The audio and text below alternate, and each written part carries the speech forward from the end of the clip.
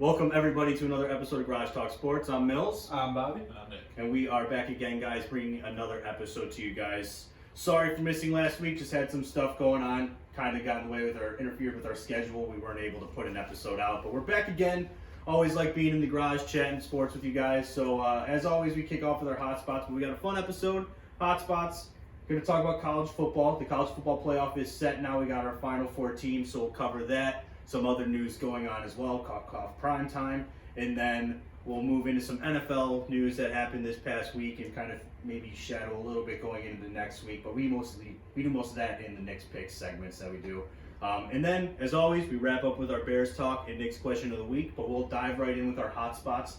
Normally, I ask who wants to go first, but I'm going to kind of take the reins this time. So, since it's not really being covered in the episode in depth, I just want to give a quick MLB free agency check-in for everyone here. So first things first, the biggest name off the board, Aaron Judge, was originally reported to be signing with the Giants for like $300 million or whatever. That ended up being wrong. The guy who reported it, I forget his name, but he jumped the gun. Really embarrassing for him, got dragged on Twitter for it. But Aaron Judge is returning to the Yankees on a 9-year, $360 million contract, so massive money. Yeah, massive. I was really hoping he would leave New York. Yeah. But you know what? It's New York. It's the Yankees and spending money, so that just is what it is. We also had Jacob deGrom. He left the Mets, going to the Texas Rangers on a 5-year. What was the final number? $100 and something million. Massive contract there, so he leaves. Don't worry though, Mets fans. Justin Verlander, the Cy Young winner of the American League, signs with you guys for a 2-year, $86.5 million contract. Massive, with some club or player options, I believe, in there as well. Last one I wanted to touch on here. Well, two last things I wanted to touch on. Bobby, this one hits close to home. Wilson Contreras, we knew he was leaving the Cubs, signs in the division with the St. Louis Cardinals, 5-year, $87.5 million contract. You hate to see it. Hate to see him go to a rival Yeah. like that. We knew he was leaving. You came to terms with it, but now you're gonna have to play him several times throughout the year. Yeah, and he's gonna absolutely destroy us every time. Yeah, he's got good for Houston, or Houston. Whoops, good for St. Louis. Yeah. I don't even know where Houston came from there, but good for St. Louis. Wilson Contreras gets the bag finally.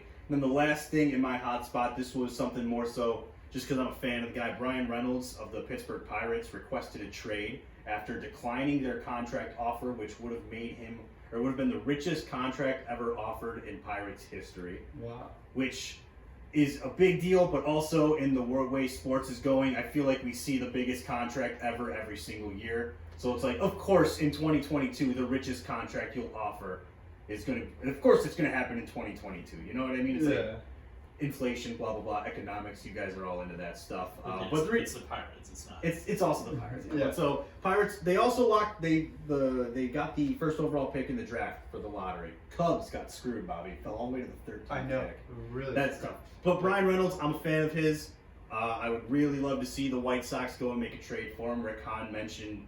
And it's all, until they do something, I don't really believe what he's saying. But he did say that a big blockbuster trade was on the tables for them this offseason.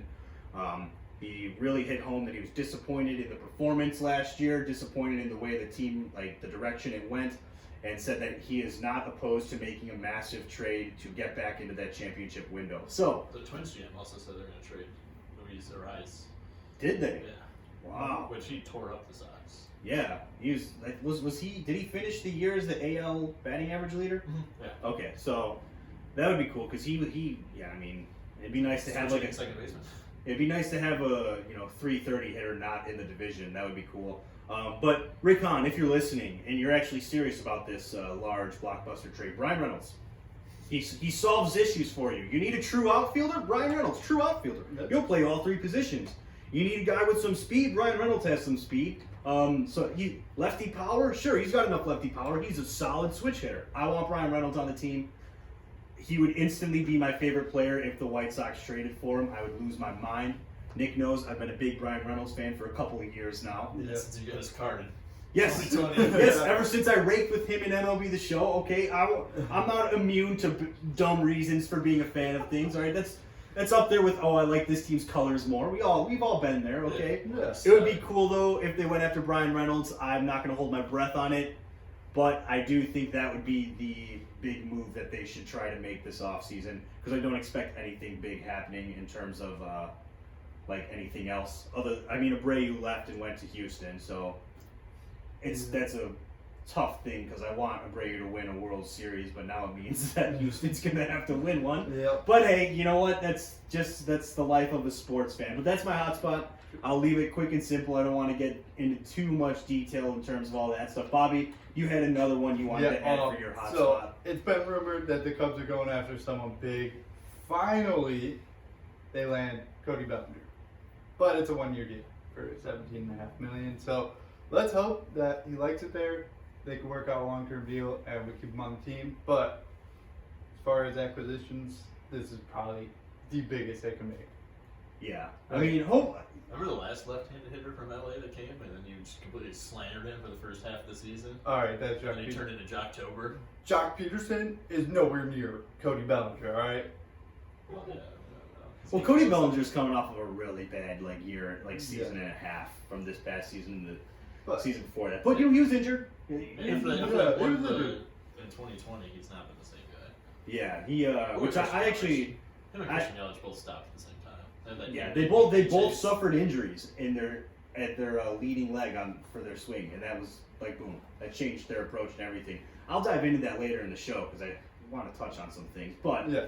I've always liked Cody Bellinger. I kind of was hoping the White Sox would go after him, so sucks that the Cubs are the ones that got him. But I do believe that Cody Bellinger is primed to get back on track. Like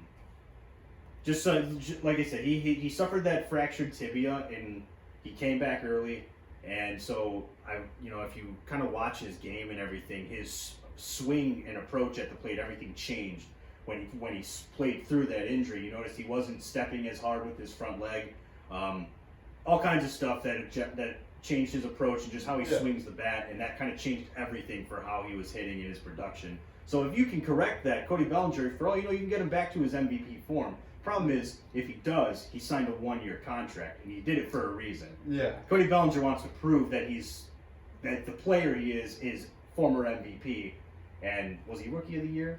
I think he was NL Rookie of the Year as well. He might have been.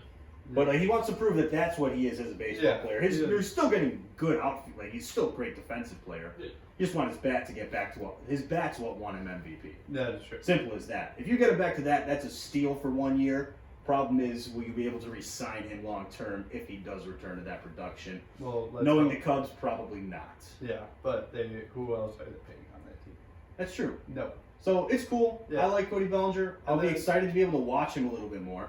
That's true. And they just signed James Tallon. Tyon, I think. Tyon. I think it's Tyon. Yeah, cool. Doesn't matter. Pitcher from the Yankees. That's a solid top 3 in your rotation. Yeah, he's gonna be. It just locks down starting pitching. Hopefully, it won't be nearly as bad. But yeah, Cody Bellinger, happy with that. Yeah, it's a good move. Yeah, good move. I'm not going to talk about free agency because it's early and not many things are going to happen there. What I am going to talk about is Commanders Giants. I will give a professional game that ends in a tie. Doesn't make any sense. Soccer ends in ties all the time. That I want to consider that a professional game. No, It's a professional game now because there's no ties in the World Cup. But no, I don't want to watch any sporting event that results in neither team winning. Yes, I agree. That's reserved for T-ball and maybe very early Little League when I don't want to watch 17 innings of kids just constantly getting walked. It's like, oh, they scored a run, we scored a run, they scored a run. No. In the NFL, you have too much people watching you, and again, like now, especially with it happening in this division between these two teams, this possibly could decide a playoff spot because there was a tie versus a win. And ties they really F up the standings, which is what's... Yeah. I'm 100% with you, Nick. I can't stand that the NFL has ties. Well, my thing is even college football. College football, I think, has always had the better overtime system. Even when the NFL was doing just first one to score, and then it switched now to first team to get a touchdown. Because you're not playing for that field goal anymore, you're playing for a touchdown. Right. But in college, they just moved it to 2 possessions, and now it's 2-point conversions. Right. NFL could do the same thing, or if NFL's still worried about it, just throw your kickers out there with the little kicking trees. no players are gonna, except your kicker. Really, he probably kicks 50 balls during practice. So Yeah. he's not gonna get tired out from kicking with no one trying to pressure him. Yeah. I just feel like I get why they don't want to make it endless overtime, right? I get that. Like, if your 15 minutes is up, you don't want to do another, now sixth quarter, your 10 minutes. You don't want to do a sixth quarter of football. That's a lot on the players. I get Yeah. that. But you got to do something that can have it not be a tie. If you go the 10 minutes, it should just be, honestly, I think it's not unreasonable to do the 2-point conversion thing. I don't understand why. You have to get a 2-point conversion Yeah. and just do what college does at that point. Or after the 10 minutes, then go to, you start from the 40.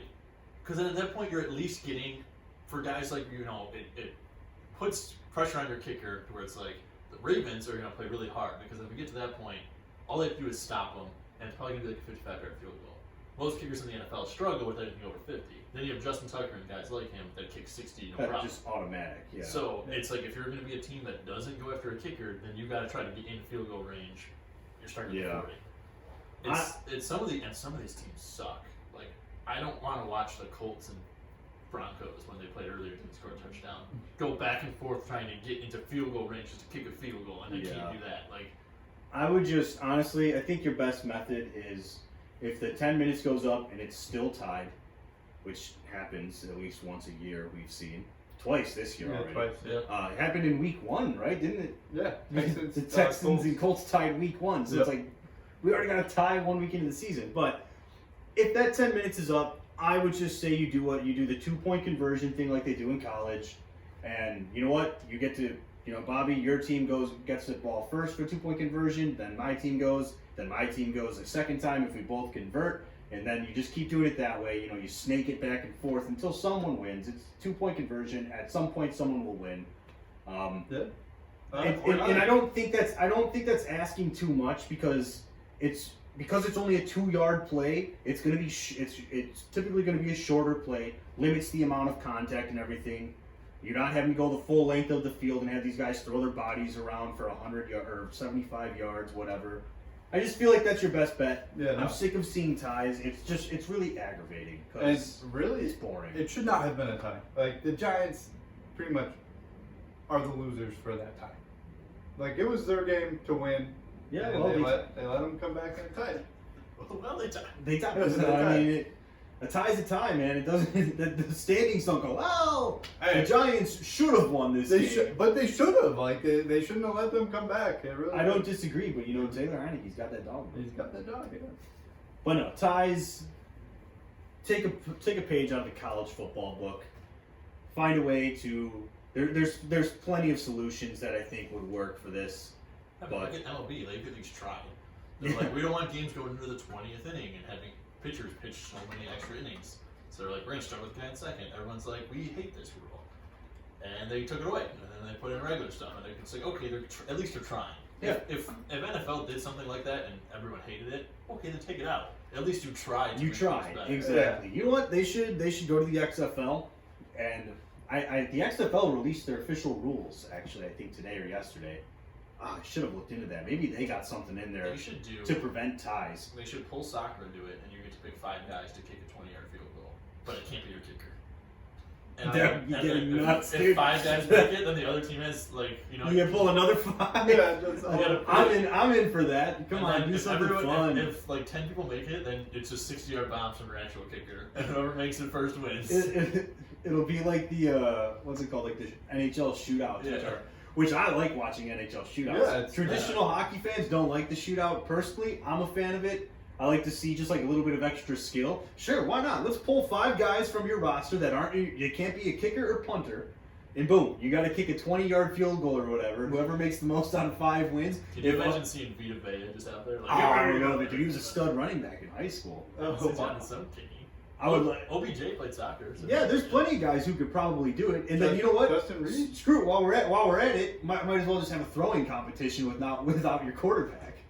But no, I'm just. That's if everyone makes a field goal. Then we go to that. Yeah, then we go to that. Then you take out the nets and set them up in the corner of the end zone, and you gotta throw it. But there's plenty of ways to end a tie. I say you look into what college football is doing with the 2-point conversion and kind of build off of that. I think that's your best and most satisfying option in terms of NFLPA, etc. But yeah, that'll pretty much wrap up the hot spots. We might as well move into college football since we started talking about it a little bit. Like I mentioned at the top of the show, the College Football Playoff Committee has made their Final Four.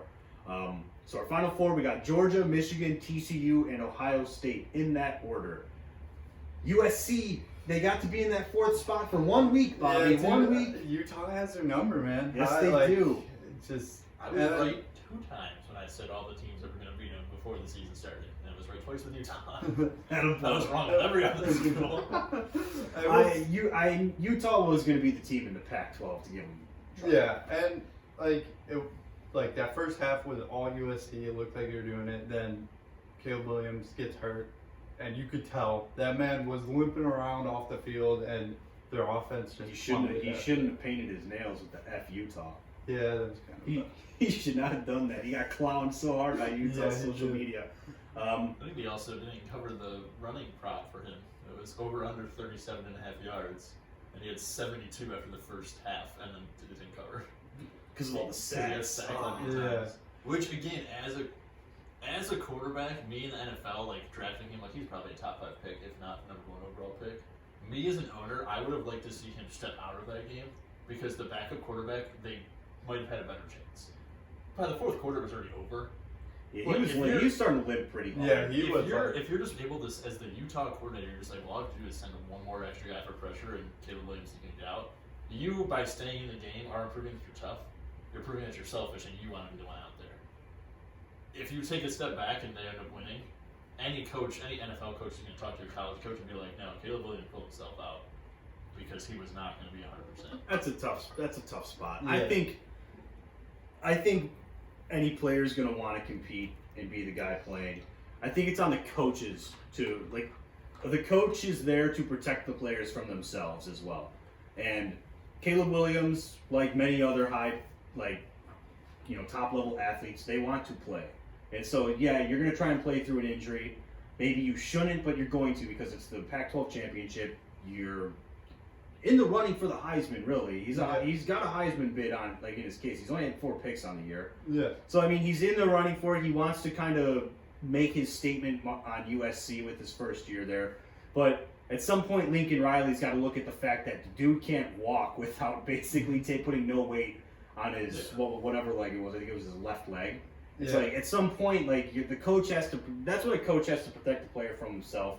They're lucky that he didn't suffer some crazy injury, to be honest. Because, I mean, he was running for his life in the end of that game. Because at that point, he was like a statue in the pocket. And, you can't move around.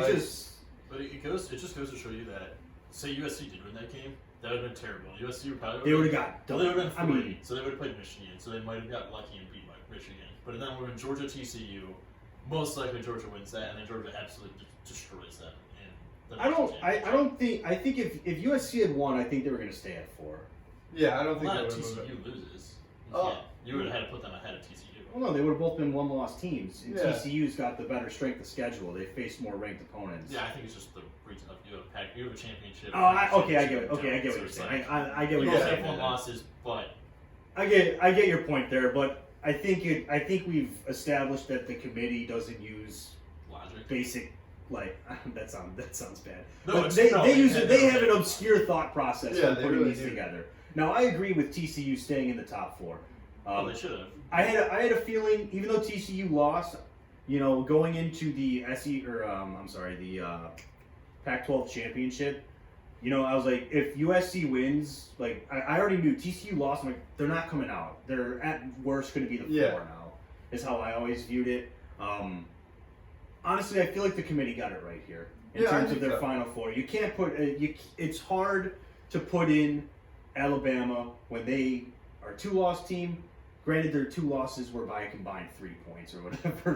That's tough. Yeah. But, they were a 2-loss team. Didn't get to play in the SEC championship game. It's hard to put them in there over 1-loss Ohio State. Although Ohio State looked terrible against Michigan, so. This fourth spot, it seems to always be controversial pretty much every year. Yeah. No, I think they got it right this time. Yeah.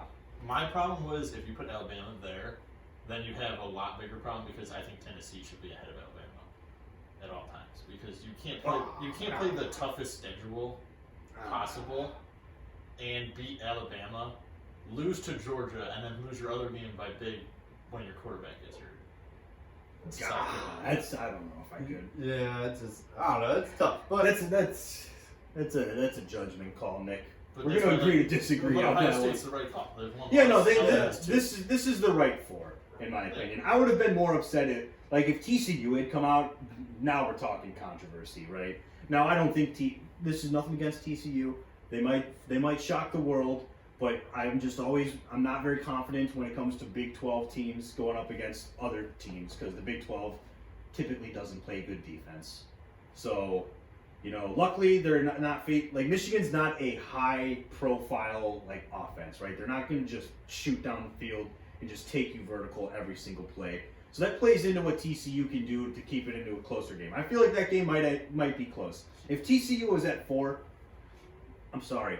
I don't think they're going to do. I don't think they hold up very well against Georgia. yeah, I don't think Ohio State can. I don't think Ohio State's going to hold up very well. Their either. defense stinks. Like USC's defense is not good, but like Ohio State's defense, not much better. And Jackson Smith-Njigba is not playing. Yeah. He declared for the draft and he's out. He's not playing any more college games. Well, good for him. I got nothing against that. He probably Not when knows. you're already hurt for the year. If you're not Yeah. hurt, I think it's stupid because reverse of what I said with Caleb Williams. If you're not hurt, play. Like that doesn't make any sense. Like you're still. Yeah, but I get if you're coming back from injury, play it safe. Don't. Jalen Waddle got lucky, but remember he played in the national championship. He left because his knee injury re-aggravated Yeah. in the national championship game 2 years ago now. Yeah. Jameson Williams last year came back earlier than he expected to, Yeah. just to prove that he could, and then he ended up getting hurt, and then And it it- caused him to not play he made his NFL debut this week. Yeah. Because of the national championship. Yeah, it's there. People can be pissed that the players do that, but they also got to here's the thing about college football fans. You got to remember these players. Their goal is the NFL, Yeah. like that. That for the tier 1 players, right? Obviously, you got the guys who are like fill-in players and like role players on the team. Yes, they're there. They're probably not going to make it to the NFL level. But when you're talking about the guys who are sitting out these games, it's because they have the NFL talent. Yeah. That's their career goal right Yeah. there. College football fans, I feel like, get a little bit lost in the fact that like these are 21, 22-year-olds who are trying to secure a lifetime of like being set up to live comfortably. Yeah. Are you really going to risk it so that you can lose to Georgia by 25 points? Listen, Yeah. Knock on wood. Knock on wood. I don't know what the score is going to be, Like but the like TCU this is my quarterback. point. Max Duggan, I think he could be in the NFL, but if he plays and plays very well against Michigan, he was hurt at the end of the last game. But it's like if he plays well, he could put himself onto an NFL roster. Yeah, he can So play that's a himself reason into the to play. NFL. And then that's what people always use of like, you're going to get drafted higher. If not, if Aiden Hutchinson did not play at all in the playoffs last year, He was still going to. he was still going to Detroit. Like, Yeah. Yeah. it wasn't He going to was change. still getting that. drafted in the top 5. And Like, Trevor Lawrence won. At that point, Trevor Lawrence won the national championship before, so it's like he was still going 1 because of Yeah. that. Like it didn't matter if he played in that last playoff or not. yeah, like I always use this is I think like the premier example of why players need to prioritize their NFL like career coming out of college. I always go to Matt Barkley. Matt Barkley, his junior year at USC, projected first overall pick, chose to return because he believed that because USC sanction had ended.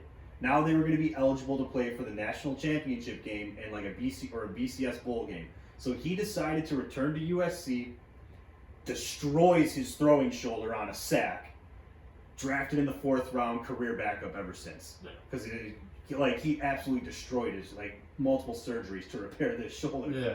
And that's like the perfect. Obviously that's worst case scenario. Well, worst case scenario is you don't even get to have a career, but Yeah. that's an extreme still. It's like this happened. I chose to come back, or I chose to play instead of prioritizing getting to the NFL, and look at what it got me. Also, USC went I think 7-5 that year because he got injured 5 weeks into the Yeah. season, and then they didn't have anyone to back him up. So it's like that's something that you need to consider. Personally, I'm cool with players who choose to sit it out. This is their career that they're going after. I'm not gonna be upset with them. I wasn't before, probably 5-10 years ago. I wasn't.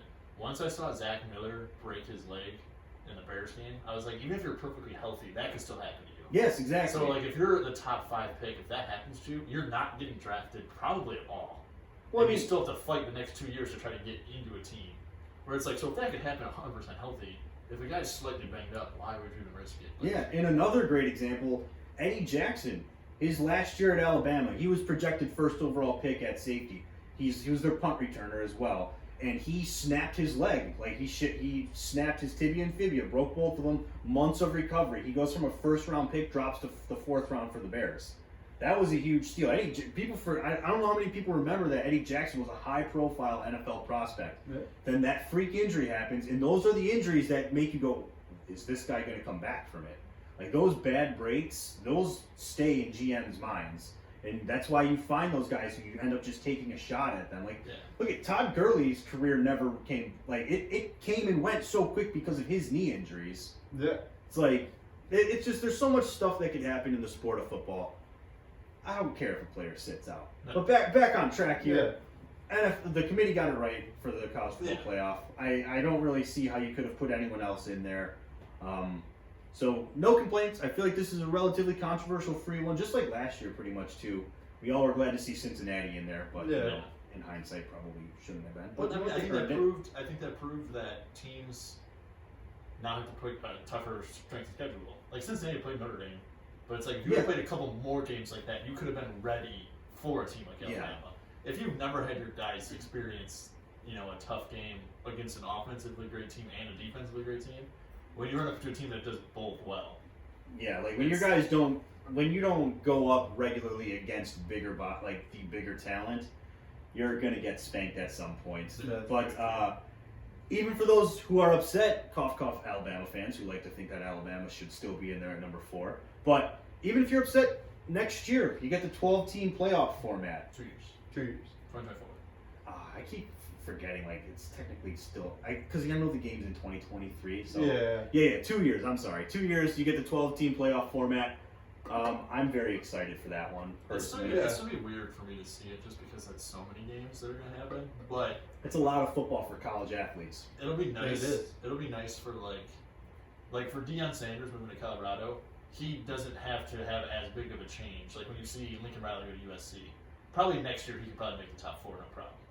But with it only being 4 teams, it's tough to come into a new team, have some new players, and the transfer portal is a much bigger thing now with NIL deals that change. But it's like back then, if you went to a new team, probably 2 or 3 years you have to get ready. Now, if it's 12 teams, Lincoln Riley would have been in new team 1 year. He would have been in. They would have made it in. Yeah, I agree with what you're saying.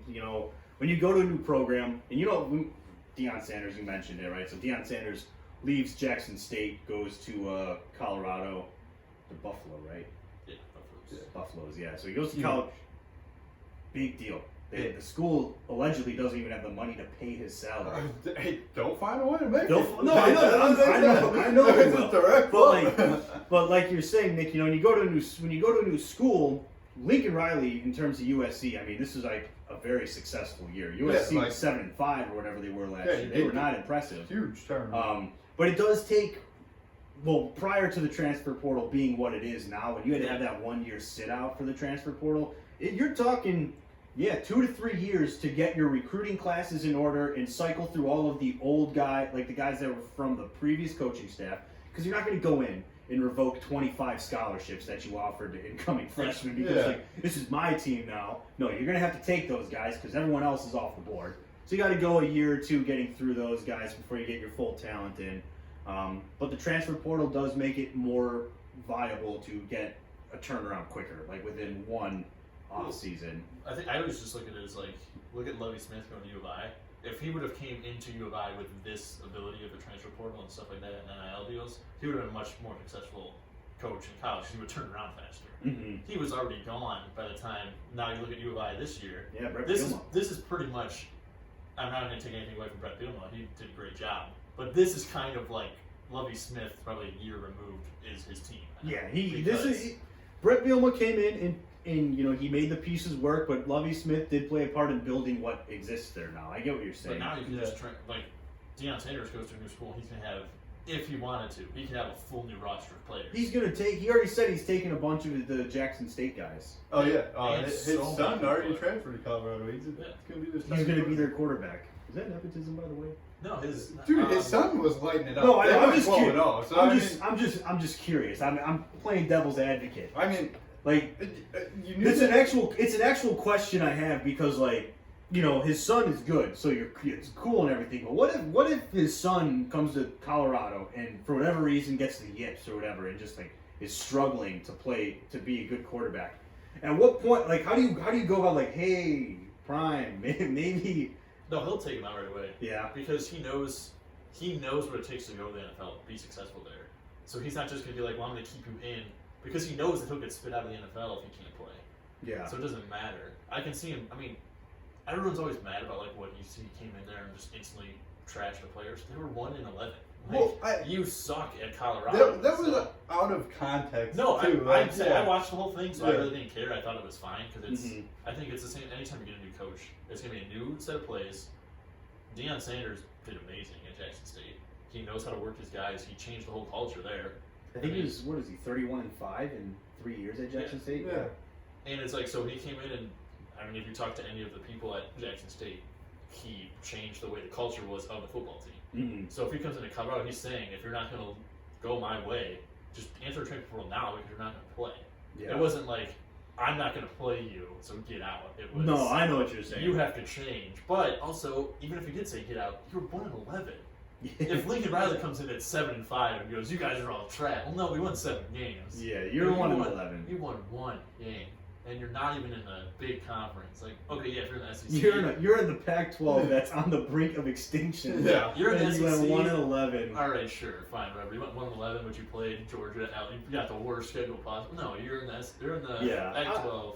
I'm on board with the signing, to be honest. I feel like, you know, I always kind of caught the vibe that Deion Sanders was looking to continue to move up at, like, in terms of like the tiers of college football as a coach. So, you know, he did a lot of good things for Jackson State. You'd hope that the school can kind of keep what he set in motion going. You just never know, because with smaller schools in general, that's something that kind of like it's just in terms of like budgeting and everything like that. It's just difficult to do. And from what I've read and everything, Deion Sanders spent more money than he made got paid by Jackson State to run that program. So that's an alarming thing for the next coach. Like, Yeah. the next coach coming in, quite honestly, has unrealistic expectations to live up to. Yeah. Because, one, all of your players that made you a 31-5 team over the last 3 years most of them are not sticking around. You're not getting a number 1 cornerback out of high school. Yeah, no, you're not pulling that. You're not pulling that Yeah. anymore. I mean, I understand the draw of going to HBCU, like especially if you're in the African American community. Okay, like that's going to pull a little bit away from other schools, but not when you're that good at. The reason he went there is because he knew Deion Sanders was a pipe to the NFL, even if he stayed there for 4 years. yeah, I mean, you're Like- talking the greatest cornerback to play, and you're also a cornerback. Yeah. Oh, who else would I want to learn from than the best to ever play the Yeah, position? exactly. Like, Right. So Yeah, it wasn't a debate between Alabama, Georgia, and Jackson State. It was a debate between Alabama, Georgia, or Deion Sanders. right. Deion Sanders could have been at any other school. oh yeah, Deion yeah. Sanders, He's the his biggest recruiting draw. ability is huge. Yeah. And whoever comes in and becomes the next head coach at Jackson State is going to have a tough task ahead of them. I hope Jackson State can kind of keep up the culture that he put in. I guess you won't know And until then we it talked about plays earlier, out. some of those guys who only care about the NFL are going to leave. But the guys who care about just playing football and getting, going through college, they're going to stay. So Yeah. those guys are still all going to have your same Yeah, discipline. and there's, security. you should have pieces. Hopefully, Jackson State keeps it going. I am excited to see what he does in Colorado, though. I think it'll take more time to turn it around than Lincoln Riley in USC. Yeah, but just because it's Colorado. but he's already having recruits reach out about. Yeah, he's gonna pull a lot. He's Yeah, gonna pull a lot of Yeah. talent. I believe it. Alabama running back Trey Sanders. Yeah. He already entered the transfer portal and pretty much he's going to Colorado. Yeah. Yeah, like this is huge for Colorado. Deion Sanders. I'll be bold. Is the biggest I'll draw. say 6-6 would be just a. I think they'll make a bowl next year. I could see it. Yeah. With the transfer portal being what it is, I mean, hey, you can go and grab. There's some solid quarterbacks in the transfer portal this year. Wait, they don't need a quarterback. My bad. They got his son. But the point is, there's talent in the transfer portal. I think this is the most people in the portal in It's one already, off season. it's already over 1,000. Yeah, And Holy shit. there's so Like, many. Alabama's guy just did it because he didn't know he was going to be in the. I think he would enter the transfer portal regardless. What do you say? But the 4 teams are probably none of them are going to say it. Like Marvin Harrison Jr. I don't think he's going to leave Ohio State, but he's not going to say it until after the. Well, he can't. He's got to play another year. Yeah, he does. He's only sophomore. Yeah, he's only sophomore. Oh, you have to wait until You have to play 3. Yeah. You have to go 3 years of college, not 3 years of college football. So like if he was a redshirt sophomore, he could declare, but he's a true sophomore. Yeah. So he has, or is he a redshirt freshman? I think he's a redshirt freshman. Yeah. I don't know. This is his second year at Ohio State, first year playing. Okay, so he's probably a redshirt freshman then. In which case, next year, because he'll have completed 3 years of college education. It's the 3 years So of college, not the 3 years of football. You can enter the draft or transfer portal after 3 years. No, you can enter the transfer portal whenever. Yeah, you could transfer. Are you talking about entering the draft or transferring? Transfer portal. That's what I'm talking about. Oh, Marvin I thought you were Harrison talking Oh. declaring for the Jr. draft. No, My I'm saying bad. if he's going to enter the transfer portal, he wouldn't say that. Yeah, I don't think he's entering though. No, I don't think so. After talking, when they talked about when he made his decision to go to Ohio State, I don't think he's going to leave. But if he was a guy that's going to leave, so he's still 4 teams where guys probably aren't going to announce yet if they're transferring out. Yeah, I don't see anyone leaving a top 4 team though. I mean, if you have two well, stuff for Deion there's Sanders, a- I guess. Yeah, I BCS guess. school. I guess that's true. There's a But D tackle at Georgia that is in the transfer portal. well, is he a starter? I don't think so. Okay, well there you go. But I mean, that's the My only one. point is, it's a Marvin Harrison Jr. type. No, not, no, I not don't see that. third Yeah. string defensive tackle who could start on Colorado because they were 1-11. Yeah. What? Come on, Bobby, read the room. I'm just saying, yeah. Hey. But no, there's some big names in the transfer portal. DJ Uyunglele, he is Yeah. I gotta stop saying his name like that. DJ Uyunglele. Uyunglele. Which I don't know what team wants that trash ass quarterback. Oh man, I remember when remember when you got all up at me, Bobby, because I said Dude. it wasn't good. Dude, He went to whatever the high school was. John he won the Bosco. Elite 11. John Bosco. Yeah, dude, he was solid. But to It be just- fair, is this a point where you can look and say maybe Dabo Sweeney isn't a good quarterback coach for college? To When be you honest, go from Deshaun Watson, stud, Yeah. not great now off the field, but still stud football player. Yeah. Trevor Lawrence, stud college player, still proving himself in the NFL. Then you get to DJ Uyunglele, who, like Bobby said, was good going into college, has underperformed. So really, do you credit Dabo Sweeney or do you credit the guys that are just that good? no, I think what really happened with Clemson, and this happens every few years with certain schools. They have like that window of like 5-6 years where they're up there with the rest of them, and then it falls off. There's a reason Clemson wasn't up there all the time, and then Deshaun Watson got them there, and then Deshaun Watson got them there, so Trevor Lawrence goes, and then DJ Uyunglele, who by all accounts coming out of high school was a big pro. He was a big recruit. Yeah. He just didn't pan out. I don't think it was Dabo Sweeney. I just think, I just don't think DJ was as good as everyone thought he was going to be. I think he was more like, because you went to Deshaun Watson, Trevor Lawrence, to DJ, everyone's thinking, oh, well, this has got, you're not going to strike gold 3 times. You know what I mean? Yeah. Like, it was bound to come back to reality where they have average quarterback play and not a true NFL prospect talent. Think about how many guys come from college football to the NFL, and like how many of them actually become franchise quarterbacks. Every year that guys get drafted. I mean, if you get 2 guys from one draft that become franchise quarterbacks, that's big.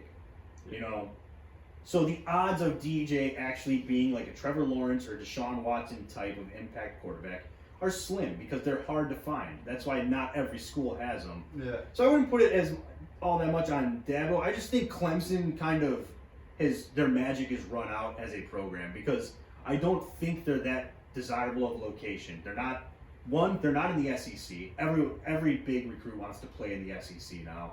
The ACC gets I think the 3 divisions or conferences that get the most respect are SEC, Big 10, and Big 12.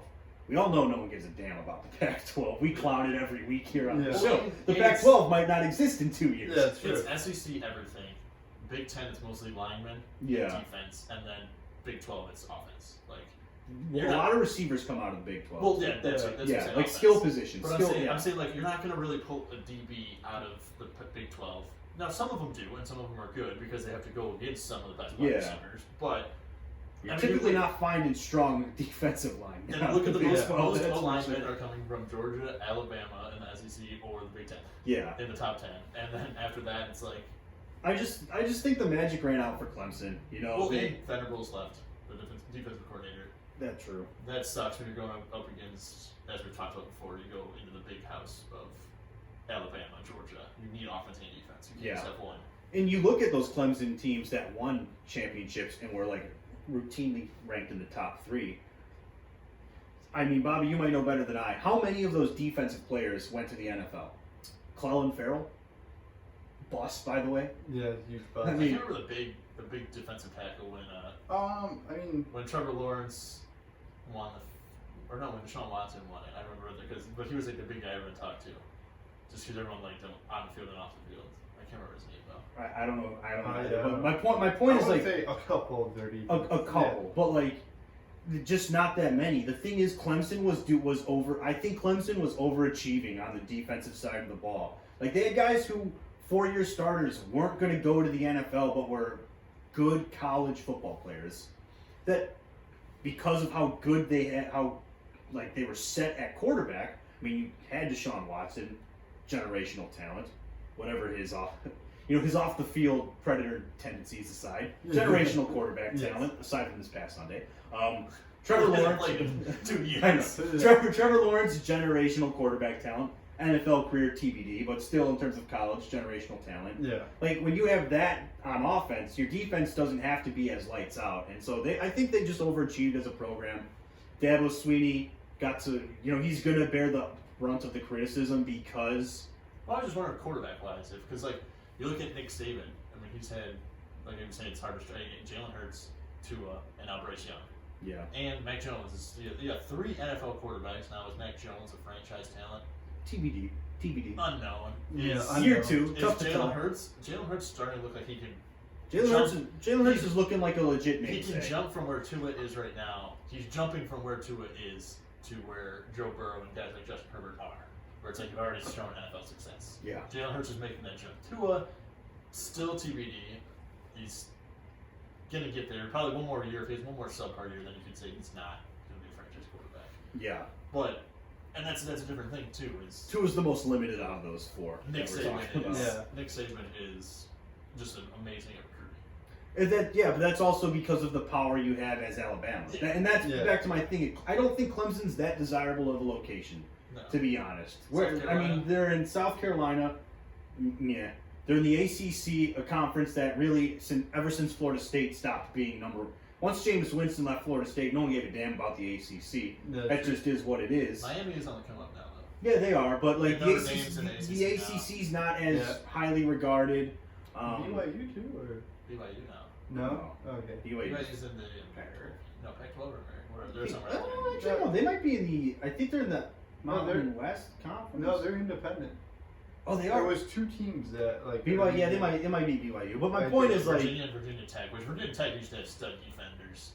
yeah, my point Way is back my early point is just 2000s. that I just don't think Clemson has that much of a draw really. And now that you have gone through your Deshaun Watson and Trevor Lawrence windows, what's your draw? DJ wasn't good enough, And now you and have, now you don't, and now he's gone. I don't know what they're well, gonna. now you have 11 players that are in the portal. Yeah, I just don't think Clemson's that desirable, and that's not Dabo Swinney's fault necessarily. They're not in a good conference. South Carolina, really, I don't think it's that cool of a state, to be honest with you. I'm not jumping at the opportunity to go to. If I'm a Hey, top prospect Hey, and I'm being recruited by all these other your places, standard of living's really cheap. I mean, If you're in the same conference, and like because some people go for football, some people go for academics. You're Yeah. saying location-wise, you're gonna go to Miami. yeah, over- I'll take that. Florida State or You're going Miami. Florida State, and if you're going for more, consistently good football, you're probably going to Georgia, which is not that far from South Carolina. So if you're a local boy in South Carolina, Yeah, there's you're just about 2 hours away to Georgia. So if you're good enough to get an offer from Georgia, you're probably pulling to them rather than yeah, Clemson. and that's my thing. I just no disrespect to Clemson or Dabo or anything. They had their window. It's run out, and Clemson just is going back to what they were, which was a solid football team. But there's a reason personally, I feel like Clemson kind of came out of nowhere for that like 6 years. Yeah, they really did. They just had a meteoric rise. And I just, because I remember when it all happened, I'm like, damn, Clemson's good all of a sudden? Like, Clemson's are like the best college football team right now. Yeah. They came up and came back down to earth. That's how I view it. But yeah, that's pretty much that. And now we'll see what they do at quarterback. It'll be So- interesting. Really interesting. Maybe they can go grab JT Daniels. Dude, that might be the perfect spot for him. I don't know. It seems no spot's perfect for JT Hey, Daniels. well, He keeps finding himself on a new team, West Virginia was definitely not.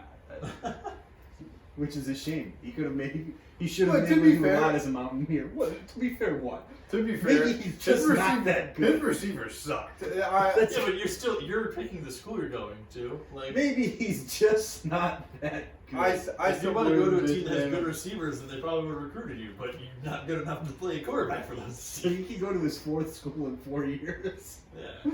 And he might get another year of starting. Yeah, I was telling Andrew this earlier. So if he gets the red shirt for the year where he only started one game and he injured himself, so he would get 7 years. So it would be 2018, 2019, 2020, 2021, 2022, 2023, and then 2024. So he has another 2 years if they give that to him. That's insane. That's like that's He's like like Trent Brandon Whedon when he enters the draft at 28 years old. That's really Trent Frazier from UI. He was there. He was sophomore or junior level when I was a freshman there. He just finished his last year of basketball. Last year. Jeez, man. And it was just like, holy cow. That's just insane.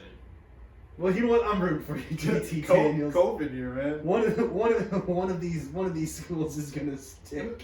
I don't think so. You know what? I just think he might You know not what- be you know that what? good. Should just post Mountaineer Nation. That's right. That's mine, actually. That's mine? It's a mining state. Oh. A lot of coal mining happens in those mountains. I would know. I've been. You know what? West Virginia's literally District 12 from the Hunger Games. But you haven't been to South You Carolina. know who came out of West Virginia? Who?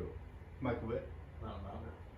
Cool. Good for Geno Michael Smith? Vick. Well, I mean, yeah, from the state, but he went to Virginia Tech. Yeah. But I was saying the state. He was a Hokie. He was a Hokie. And then his brother was a Hokie as well. His brother didn't make it to the NFL. I knew. You know who else came from West Virginia to school? I said it already. Who? Geno Smith. Well, yeah, Yeah. Geno Smith. I'm talking about someone else. Oh. Yes, Geno Smith is one of them. That's fine. You probably it's your turn. Bears first round pick in what was that? 2017. Oh, Kelvin White? yeah. Kevin White. Yeah, Kevin White. he was a Mountaineer. Kelvin Benjamin. I Kelvin always get Benjamin. their first names mixed up for some Kelvin reason. Benjamin was. Do you know who else came? Where did Kelvin Benjamin go to school? I think it was like Chattanooga or like Central No, Michigan. I- Something like that. Yeah, something weird. I think he was at Florida State. I'll look it up. I'm pretty sure he was Jameis Winston's #1 target at Florida State. Don't at me on that, but I'm pretty confident in that. We'll roll into some NFL talk here. I Yeah, was gonna we'll go say ahead. my hotspot almost wasn't this, but I feel like I used it like 2 weeks ago. It's the NFL fan base society of just jumping to conclusions way too early. Yeah, Because we talk about that was definitely. Miami, not really Miami, because people really haven't given shit to Miami for being like, oh, they're too hyped. But Philadelphia, they lose to the Commanders, and everyone's like, they're not the team, they're not as good as everyone expects them to be. Minnesota, well, not just other No, teams. I mean, dude, I've been saying it before the Commanders thing, Minnesota got- and I'm just slowly being proven wrong. Minnesota got blown out by the Cowboys. Everyone's like, they're not as good as everyone's given them. That was a tough blow. Why does everyone still consensus Super Bowl champions are the Buffalo Bills? They lost to Minnesota. That's a They've fair point. lost- I get the logic They've there. lost to the Jets. I think And you're looking at the Minnesota Vikings who have lost 2 games to the Eagles, which are the #1 team in the NFL right now, and the Cowboys, which right now are playing are blowing they're the #2 team in the NFL. they are beating the crap out of everyone. And They the are. Eagles God bless the Texans this week. And the Eagles lost to the Commanders, who, yes, not start off well, but they have guys on their team that just love to play the game. We talked about it, Brian Robinson and Taylor Heineke. But everyone shits on the Eagles like they're not the team that everyone thinks they are. Same thing with the Vikings. But everyone's like, no, Bills are fine. They're still Super Bowl consensus champions. They've lost to worse teams.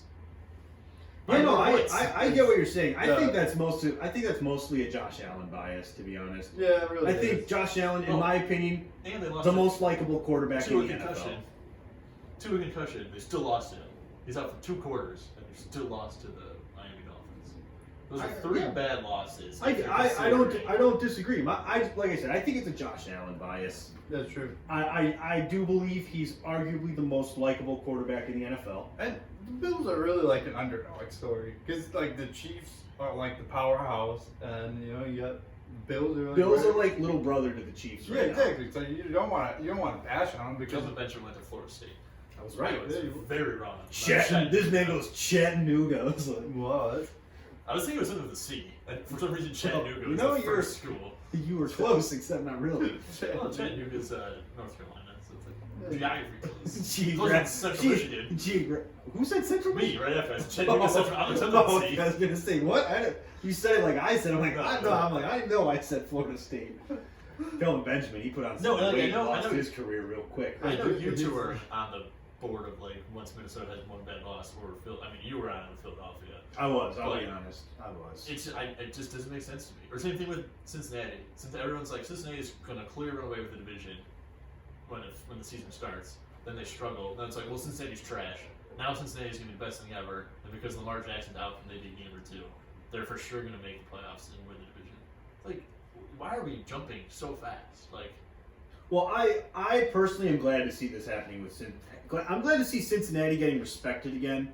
We all agreed here that they were going to have the expectations for them coming off of a Super Bowl appearance were too high for what the team actually was. Yeah. We all agreed on that. Now, I still thought Cincinnati was a playoff team. but you said the Steelers were gonna win the division. Well, yeah, you know I had to. My boy Mitch was over there. I really thought they were going to do something in Pittsburgh. And, you know, if T.J. Watt didn't tear his pec in Week 1, we'd be having a whole different Mitch conversation. will still not be good this year. It Though. doesn't. I know you're not wrong. But he came back and beat the Bucs, man. He came back and beat the The Bucs. Bucs are trash. No, but it's Tom Brady. He beat the GOAT. I mean, come on. No, my point was that Cincinnati, we knew the expectations were going to be higher than what you should put on that team because by all accounts they overachieved last year. And I think this year is where they're actually coming into their own. Yeah. And this is the start of them actually establishing themselves as a legitimate, like, perennial playoff team, Super Bowl contender. First off, to be 3-0 against Pat Mahomes in 2022 is huge. Very huge. You know, And you've done it against Pat Mahomes in Cincinnati, you've done it in Cincinnati, you've done it in Kansas City in the AFC Championship game. Yep. That's massive. And then you did it again in Cincinnati. But the point is, to beat him 3 times is huge, and each time, like, Burrow was the better quarterback all 3 games. Yeah. Yeah, and it wasn't like a fluky. Like, we'll wasn't talk about it during Nick's picks, but I said Deshaun Watson was gonna have a bad game, and he had a terrible game, but his defense picked him up. So it's not like the Cincinnati Bengals are picking up the Chiefs. Like, No, they're a Chiefs. well-rounded team, Yeah. and I like it because Zach Taylor last year, everyone was like, "Oh, the Bengals are winning in spite of Zach Taylor. He's not a good head coach." Yeah. And I don't understand where it all came from. Like, Zach Taylor doesn't call the offense. I prefer my head coach to not call their side of the ball. Call me old school. Unless it's Andy Reid. That's the only man. Yeah, but no, Eric Bieniemy calls the offense Eric there. Oh, Like him and Bieniemy, they like take turns with it, but like he's been handing it off to Bieniemy. Oh, you're saying actually call the plays? Yes. Because I know I'm saying like McVay probably runs the offense, but he doesn't call the plays. Kyle Shanahan probably runs the offense, but doesn't call the plays. I think those 2 guys call their plays. Do they? Yeah, I think a lot of it's the new trend is the coaches call the plays for like. So you know, for example, Matt Eberflus, defensive coach, everyone thought he was going to call the defensive plays. No, he's the head coach. He has to manage all 3 phases of the game, right? With special teams, defense, offense. You said 4, and I was like, what is this 4th? The fourth, phase? because the Bears they say the 4th phase for their fans, but you know the coach can't manage the fans, obviously. But my point is like, so Zach Taylor is just being your traditional head coach. In my opinion, the biggest and the most important part of the head coach is keeping the locker room together, the culture in line, managing the clock and your timeouts. That's your responsibility as a head coach. Just Saturday. Yeah, that was terrible. Yeah, But yeah, brutal. you know who the only other quarterback who has 2 wins against Pat Mahomes is? Who? Tom Brady, and he's 3-3 against Pat Mahomes. Yeah, and you know what? Burrow's 3-0. And I True just goat. I That's just the want to be stated. Okay, let's not make that I just- assumption though, because Nick Foles is like has won 4 games against Tom Brady. Like that's not a good thing. All right, but all right. you can't just say, Yeah, oh, No, Nick Nick Foles is his dad. We understand. Nick Foles is nowhere near the level of Joe Yeah, Burrow. but the stat that you just put out was that you're put on the same page then because. Yeah, no. It's impressive though to be. Not even. It's him and Tom Brady. He's doing what he does, and Yeah. he just always. But he I just picks wanted- apart what you I say. just wanted to be said that I've always thought Joe Burrow very highly of Joe Burrow, and I always it's have. glad to see you guys give him the respect. Yeah, you deserve it. When have I ever disrespected Joe I've Burrow? never. You guys said that Justin Herbert is way better than Joe Burrow. Just last episode. Yes, I'll admit. Last episode, I said I would take Justin Herbert over Joe Burrow, and I'll go back on that too. But I never said Joe Burrow was bad. No. Yeah. Like you're asking me to pick between a Ferrari and a Lamborghini. Alright, Like I'm If sorry, you got they're mad both when good. me and Andrew both said we take. That doesn't mean we're saying Joe Burrow sucks. We're Hey, just but saying. I put him in my top 5. You guys didn't. I had him in my top 5. I had him like at my 5-6. I put Herbert at like 3.5. Yeah, you really did. No, but I had them both at like 5 and 6. I had them one after each other. no, I like. Here's the thing, Herbert. If you put Herbert on the Bengals, I think the Bengals are just as good as a team. Like Fair. that's how close they are as quarterbacks. Herbert has a stronger arm. Herbert is a little bit faster, right? I'm not gonna say more athletic because they don't look very athletic when they run the ball. They're white quarterbacks. It is what it is. Oh. They got the sneaky athleticism that you don't really see with jukes and spin moves. It just is what it is. They can get on they can get on their horse and go, That's like the but they're Big not Ben breaking ankles. athleticism. What? Big Ben athleticism. Yeah, well, Like- no, they're more athletic than Big Whoa, Ben's athleticism. is a little different. early Still, on. no, they look a little more fluid than The that. only athletic-looking quarterback when he runs consistently is Josh Allen. Because Josh Allen looks like he's just going to steamroll over you. So you're terrified of him. Justin Fields? Well, Is not Man, it's white. like I'm talking white quarterbacks. Yeah, no, but Listen, I get what I'm saying is a little.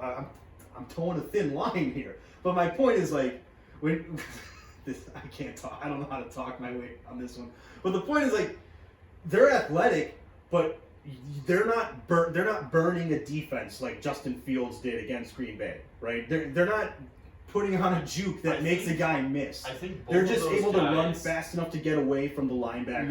Yeah. and They the look faster weird linebackers. because I feel like even when they cross the line of scrimmage, they're still like trying to look to throw. Where Justin Fields, as soon as he makes the decision to run, he becomes a runner. Similar like to Lamar Jackson. And- As soon as Lamar does a spin move out, he might look at one time down the field and he's like, no, I'm a runner.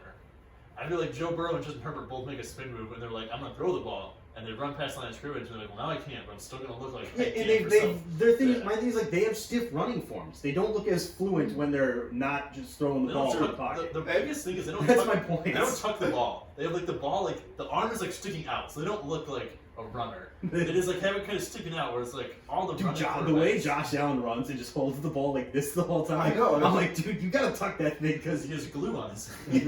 it's just beyond me. I'm like, what are you doing? Stop running like Dude, that. ever since you said the Kyler Murray thing, he looks like a little kid when he runs. I can't unsee it. He looks like a kid who stole his mom's phone. It's like, like it's terrible, but It's that funny, is though. perfect It's funny, description. What do you have there? A knife. When he runs away, that's what Kyler Murray looks like. He's running away. my point He is, sticks his knees up. I was never disrespecting Justin. No, Bobby's the only Joe one who took it that Burrow. way. Yeah. Hey, all I'm saying is Bobby's like, if you say that one quarterback's better than another, that means that guy's trash. Like, no, it's he, not. he wasn't in the top 5. Go back to this episode. Whatever. He was I still- 6'7". I- Joe I- Burrow's still out of my top 5. I'll say that now. Joe Burrow's. I would like to see. Don't, I would don't like- give me the look, Bobby. Well, you wait, made an wait. enemy of me, I but would you like- started putting words in my mouth. Well, I would like to see Joe Burrow on a team that doesn't have 3 of the best wide receivers in the league. That's a If- good point. if Yeah, you- you know what? if you- Yeah, now I'm back on this. I'm back on this side. Okay, now. Andrew Give me Jamar- Herbert. Give me Andrew Herbert. Jamar every Chase, day. Joe Burrow did not look like he has been all season. But he has Yeah, Jamar look at the Chase. conversation. Whoa. He has Joe Mixon. He has T. Higgins. He has Tyler Boyd. And then you're going to go to Justin Herbert, who has not had Keenan Allen No. or Mike Williams healthy. Or a healthy offensive line. Yeah, His- no, Yeah, let's go there. We're going there Hey, now. last Even though year, this wasn't even, we weren't even planning to go last there. year, Joe Burrow was dealing with the same offensive line.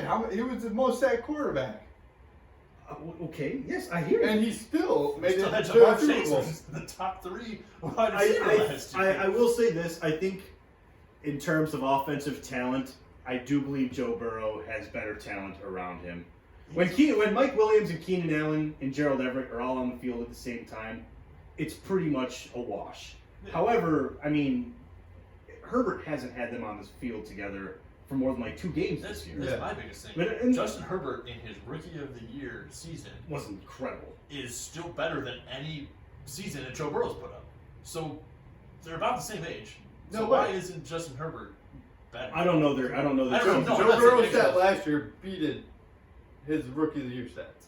I don't know their season by I season. mean, I'm not saying like just pure numbers. Why? I'm saying how he looked. Justin Herbert looked like he was. Okay, Consensus- let's leave it at this and we'll move consensus on. top 3 Because quarterback. we're starting to really go down the Yeah. slope here. We're gonna leave it at this. That draft class absolutely loaded at quarterback. To have Justin Herbert, Joe Burrow, and what Tua might be coming into as a quarterback is pretty crazy. Yeah. I don't think you can go wrong with either of Joe Burrow or Justin Herbert. I'm not here to make. I'm not going to make a definitive statement on Tua. But if I had to pick one of those 3 right now, Tua's obviously not. He's not my choice. Yeah. He's a lefty. You're a lefty. I know, but Tua's not my choice. And I don't think there's a wrong decision between Burrow and Herbert. Like, I would like to see Herbert with an offense, like, with a defense that doesn't give up 30 points a game, first off, would be cool. That's true. A coach that doesn't make questionable decisions every time you have to make a decision as a coach would be cool. An offensive line that has more than one backup starting on it. They have their entire line is backups. Yeah. They don't even have a single starter on And the I O think you line. have to take out Joe Burrow's playoff when you're comparing the 2 of them. Because there's no way Justin Herbert makes it to the playoff with the team he has in the conference he's in, the division he's in. It's tougher. He plays in the tougher division. Yeah, there we go. We'll get on that one too while we're here. I'm just saying, like, I mean, Joe like- Burrow I would love to see Herbert in the playoffs because I would like to see what he can do in the playoffs. It's a much different game. Lamar Jackson looked like a stud that year, and then he did not look good in the playoffs. So if Justin Herbert looks like trash in the playoffs, I'll for sure change my mind and say Joe Burrow's better. But if Joe Burrow's in any tougher division than he is, they don't make the playoffs. Yeah, but if Joe Lamar Burrow- Jackson doesn't get hurt, they don't make the playoffs. Like the difference between Joe Burrow and I'm not giving Justin Herbert any crap here, is in big spotlights. Like Joe Burrow excels. No, yeah, no, like, Joe, that's where Joe he's- cool. I'll yeah. give him that. But I also think Herbert has excelled so many times. It's just it's really tough. Football is a team sport, which is why I don't like getting into this whole thing of like one guy makes a team. Yeah, you can't. Because It's like a I feel like if you stupid look at what the team around Herbert has done, they have not played up to their potential, whereas the team around Burrow has. And I'm not even talking the offensive side of the ball, defensive side of the ball. There's too much talent on that defense to be a bottom 5 defense. Yeah. But they're a bottom 5 defense, and that's the stuff that's like why you can't hold. Justin Herbert is not responsible for the defense keeping the other team from scoring, and it's like if he's always playing from behind, and so when they're in a predictable offense because they seem to always be playing from behind with that defense, and they have no offensive line talent, and you have to drop back and throw all the time. Yeah, you're gonna get beat by defenses because he threw the ball against Vegas 48 times. I'm a believer that anytime you attempt when you're going into the 40s and up for pass attempts, you're throwing the ball too much. You've officially become one-dimensional as an offense. Like Mike White's 57 attempts. 57 attempts. You have officially become one-dimensional. That's not a recipe for success in the NFL. I think Herbert's offense is more one-dimensional. So much more of the team's success. And this isn't anything against Burrow, but the fact that Burrow, if he's struggling to throw the ball, you have a reliable run game. Austin Eckler's a good running back as a pass-catching running back. He's not that great as a ball carrier running back. You know what I mean? Yeah, but Joe Mixon has been out. Past 4 games. Yeah, and they have a solid backup, Perrine. Yeah. P-Ryan, however you say it. Yeah, P. Ryan. He's established himself too, but my point is you have a running scheme that works in your offense for the Bengals. I'm not running back aside. They don't have a scheme that works for their running game in LA. They just don't. Herbert has to throw the ball 40 plus times every time for them to be in a game. And that's not how you win games. And for us to sit back and go, oh well, this is the difference between Herbert and Burrow. I just don't think that's fair. When you have to put up 30 plus points a game so that you can win, how does that make sense? How are we gonna be see, you can't be the most prolific offense in football every year for your team to win games. Just draw the You're comparison bad. for this. It's Damian Lillard, Steph Curry for me. Oh If you put Damian Lillard on the Warriors with how many options they have, Damian Lillard gets open shots. He becomes a better shooter. Steph Curry, like you can't compare two guys when one guy has more options on offense. Yeah, but I'm just saying. Listen, Bobby, you're the one who decided to take this as me and they were disrespecting Burrow. Yeah. When I still played had him the as a Chiefs. top 10 Look, quarterback. every time the Chargers plays the Chiefs, it's a close game, and they end up losing in the last minute of the game. Oh yeah, and what side of the ball is on the field when that happens, Bobby?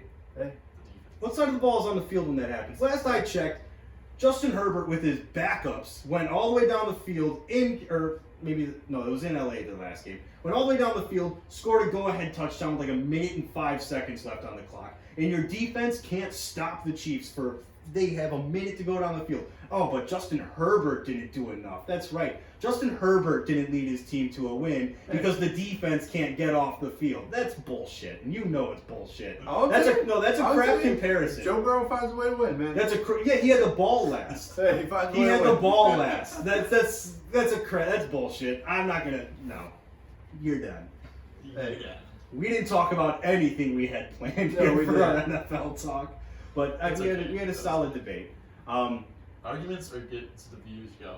Yeah, they're As soon as Bobby they're throws important. a punch at me, then we'll have to end the heated debates. But that's not going to happen anytime soon. And have this pillow that I can just do this and then stop the punches. But yeah, So- no, so- I'm sorry, Bobby. I don't like that Chiefs comparison. Are we going to talk about the Bears now? Yeah, we might as well talk Yeah, about. well, So much happened. Okay. First things first. Let's do the fastest recap of the NFL. Jimmy G goes out with a broken foot, done for the season. Brock Purdy, the Brock Rocket in San Francisco. Baker Mayfield agrees to be released by the. Slow down just a little bit. No. I'm trying to do the dude on ESPN. Chris You Burns? forgot Mr. Irrelevant. Yeah, Mr. Irrelevant, Brock Purdy, the Brock Rocket over there in the Bay Area. There you go. Then you're going to Baker Mayfield in Carolina. They agree to part ways. Baker Mayfield becomes a free agent, gets picked up by the Rams. Matt Stafford goes on IR, so that's why they picked him up. We'll see what happens there. Rams season's pretty much over. What do you have to lose, Baker? Good luck. You're probably going to be a career backup going forward. Next, Titans fire GM John Robinson. Saw this one coming the second they traded A.J. Brown at the draft. That was just boneheaded. I said it when it happened. Go back and watch our draft episode. I couldn't believe it. Revenge game. It's just unbelievable. Obviously, Mike Vrabel was not happy about it. The video came out and he was just like, what the fuck? When it happened at the draft. Basically, the Titans receivers have like 1,100 receiving yards total as a group, and A.J. Brown is about to surpass 1,000 yards this year, most likely this upcoming week. If he didn't already do it this past week. Those are the big things. Titans, what do they do here? They're probably going to still commit to Mike Vrabel because obviously he wasn't on the same page with his GM, so I'm pretty sure Mike Vrabel's job is safe. Maybe they'll be a little more aggressive now and actually build an offense that's not just Derrick Henry and handing the ball off to Derrick Henry. We'll see. But that's your NFL recap rundown real quick. Let's get into Bears talk. You guys go up. I'm going to catch my breath. Go ahead. Bears lose to the Packers 28-19. Bobby, take it away. Aaron Rodgers still in Chicago. And fair to say, you hate to see it, but The most disappointing thing of watching that game is in the past 5-6 years, it's always been Aaron Rodgers just scoring, 14 points or so, and the offense just can't do anything. Now the offense finally scores, now it's like, oh my god, we're gonna win this game. We're up. Like hell yeah, we're gonna beat the Packers, and then the defense is just like, well yeah, actually we don't know how to play anymore. yeah, because that first half, our defense played way better than what They was overperformed. ever. They overperformed. in And the then first half. coming into the second half, Listen, guys. you just knew they couldn't keep that up. The tank is on. I am choosing to believe No. that I'm sorry. Believe me. Shit got real suspicious when all of a sudden we're not using Justin Fields' running ability. On 3rd and 5, we decided to do just a simple zone read. I'm not saying that they intentionally lost the game, but I'm saying they intentionally took their foot off the gas. I think a call came down and it was like, hey, listen, Matt, no disrespect or anything, buddy, but we have the 2nd overall pick pretty much on lock right now. If we win this game, we go to like 9 or 10. Chill, tell Luke to dial it back a little bit. Let's see what we can do with this running game here. And yeah, Justin Fields is not allowed to scramble the rest of this half by. Are you saying we got a Dolphins situation on our hands? No, I'm just, that's just me being me. I'm having fun with the situation. But I do think they strategically chose to be less aggressive in the second half. They need Take that for what you will. They need to put the lottery system in football because this is stupid. No. Why are you purposely losing professional games I wouldn't be against a lottery system, to be honest. But you know what? I want the second overall pick more than beating the for me, Packers. it's like all these people are like, oh yeah, like we want a better pick, like whatever. It's like, first of all, as the Bears, I don't care. Tank the rest of your games. Beat the freaking Packers. You got your shit kicked in week 3.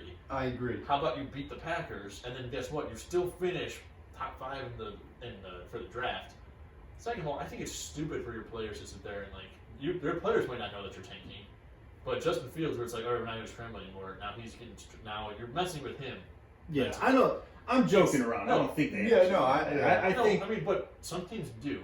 Some teams have. I'm not going to pass the Bears to do that because why wouldn't you if there's no penalty for it? I think the only problem that people don't realize is that it does hurt your team in the long run. Yeah, There's it's guys not a that'll good look. leave. There's guys I know, that'll it leave your definitely team up not for good. purpose because they don't want to play for that. And there's guys like Devontae Parker. I think had a sore taste in his mouth from when they tanked for Tua, where it's like, all right, my team doesn't want to win. If we ever get to a point where we're struggling in between, are we going to be a playoff team or not? We're just going to give away games. And it's just like, I don't know. As a fan of sports, it's worse than the tie thing. I'd rather take ties than this. Yes, and I agree. Like, I didn't care if the Bears lost every other game after this, but I just wanted that marquee win against the Packers. See this is where I'm going to disagree with you because I have a feeling that the Bears are going to be the shift is going to happen in this rivalry next year or the year after. I think next year they're going to split 1-1. Aaron Rodgers retires if he doesn't retire this year. They're going to split 1-1 most likely next year. And then I think we could see the shift where the Bears start to be in control of the rivalry again. I get it. As a Bears fan, it's difficult to sit there and say I would rather them lose than win that game. But truthfully, I did not want them to win because I don't want the Bears to finish the season 4-13 and be picking 9th or 10th overall.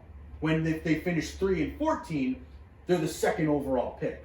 That's what I don't want. And if you do a lottery system, sure, I won't care. Then at that point, it's like, okay, our odds are only so good up to a certain point. You know what I mean? But when you look at the long-term plans for the Bears, beating Green Bay this year does nothing except hurt what they're trying to set themselves up for in the future. Because if you want the second overall pick, you have Jalen Carter and Will Anderson Jr.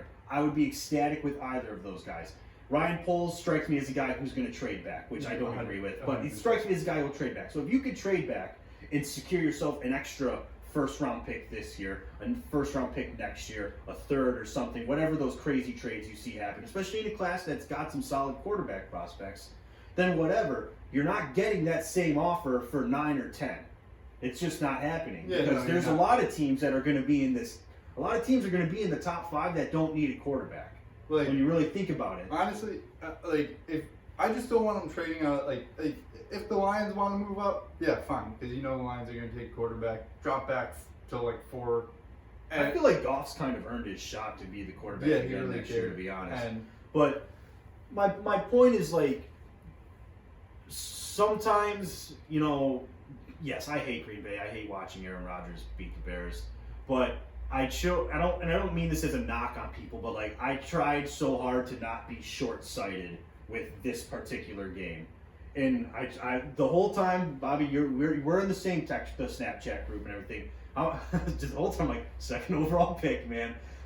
It's a consolation, yes, but don't get me wrong. I didn't want them to win. Straight up, I didn't want them to beat Green Bay. And when they went up and were winning 16-7 at the half, I was actually kind of damn, if they win, they're going to win this game. And we're going to finally beat Green Bay, and it's going to cost us the second overall pick. Yeah. That was my thing. I was I don't want to beat Green Bay when it's going to ultimately do less to help the team in the future. The Bears are not making playoffs. They're mathematically eliminated. I get the pick.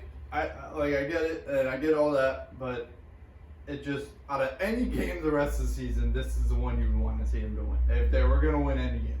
See, to me, it's just where the Bears are. It's not like the Texans, where you're not winning for the next 5 years easy. For me, the Bears, I'm all right, you look at the division this year, at the start of the division, or start of the year, if you win a couple of those close games early on, you're in the running. You don't trade Roquan Smith or Robert Quinn. You're okay, you can win a couple of these other closer games. I'm not saying you're close to Minnesota, but you're in the playoff position. You're in the So you're in the hunt or wild For me, card as spot. the Bears, I'm like, okay, so now we're looking at maybe 2025. We're like a for sure solid good team. I don't know how It much. better be 2023, man. It better 2024 the I'm latest. saying, for I'm me. saying I'll be 2025 at the very latest. If you're, I mean, you want to win in Fields' rookie contract. Yeah. That's your goal. Hey, So if that's your at least goal, we're not the Cubs 2027. I'm not thinking that 2 to 9 makes that big of a difference. What I am thinking it makes a difference is your young players who actually have to commit to they lost this game.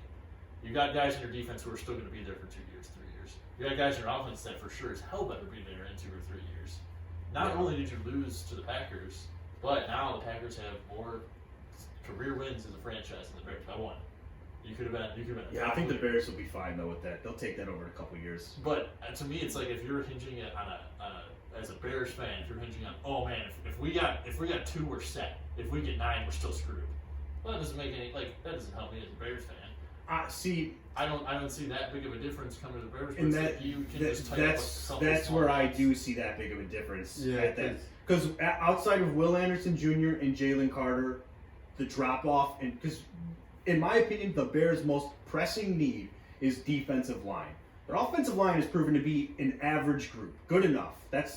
They're good enough. At times they look terrible. So yes, you want to short up. But the side of the ball or the position group that is most consistently bad is your defensive line. You have no pass rush. Aaron Rodgers had all the time in the world. How many times that game? He didn't get sacked once. I barely saw him under pressure. So that's a problem. That's why I want the second overall pick, because I want a Will Anderson Jr. who can beat his blocker every time. Well, obviously not every time, that's an exaggeration, but who can beat his blocks more times than not and get home for a lot of sacks. Or I want Jalen Carter who can eat 2 blockers at once and free up everyone else. Yep. That's the impact I'm looking at here. And the reason I can swallow this loss, one, I think the guys who are going to be sticking around, this should light a fire in them even more. F Green Bay, right? If you're legit about the Bears, this should light a fire in you for this rivalry going forward. And if you believe in the direction that the team is going, like I believe in the direction that they're going, I believe that they're set up and that long term they're going to be the better team they're going to be better than Green Bay next year. That's my hot take. Knowing the Bears, they'll end up being terrible again next year. That's just what happens. But I can comfortably look at this game and go, okay, Green Bay beat the Bears, but what did they win? What did they win? They won an extra game. They're going to not make the playoffs. They're going to pick 12 or 11. They don't know what they're going to do at quarterback once Aaron Rodgers retires. What do you have on your team outside of Aaron Rodgers? Nothing. The Bears are going to pick second overall, potential franchise quarterback, lots of young talent, tons to build off of for sustained success. I feel comfortable with where the Bears are at, building towards the future. If Aaron Rodgers leaves Green Bay this offseason, what is Green Bay as a team other than a bottom 5 team in the NFL? But if he leaves, I don't know. He's an idiot. You got $50 million just sitting there. If you come back, but he can make more money outside of the NFL. He hopes in jeopardy. Think about how many people end up making more. I'm pretty sure Pat McAfee. Granted, he's a punter, so it pays a little different. Yeah, true. But I'm pretty sure Pat McAfee's making more than a lot of premier football players. Oh yeah, The Pat McAfee show. Aaron Rodgers is this. I think Peyton Eli are making more. Aaron Rodgers. The money. Who gives a damn? He can make more money and not have to not have to get hit every Sunday. He can make more money doing way less and putting his body through less impact and trauma. So, but my point was just, the Bears lost the game, and I think they're better for it than if they had won it, because the win doesn't do anything for them. Yes, I'd like to see them win games, but now that it's officially the Bears season is all about, to me, it's all about where will they end up in the draft. Are they going to be in play for Will Anderson Jr. or Jalen Carter? If they're not in play for those guys, then I don't really know where you're going to still probably try to address that position group in the draft, but the talent that you're getting to pick from is nowhere near those 2 guys. Yeah. And that's what I care about more than the Bears beating Green Bay and being 4-13 versus 3-14. That's just my thing. Nah, I'll take it for Green Bay.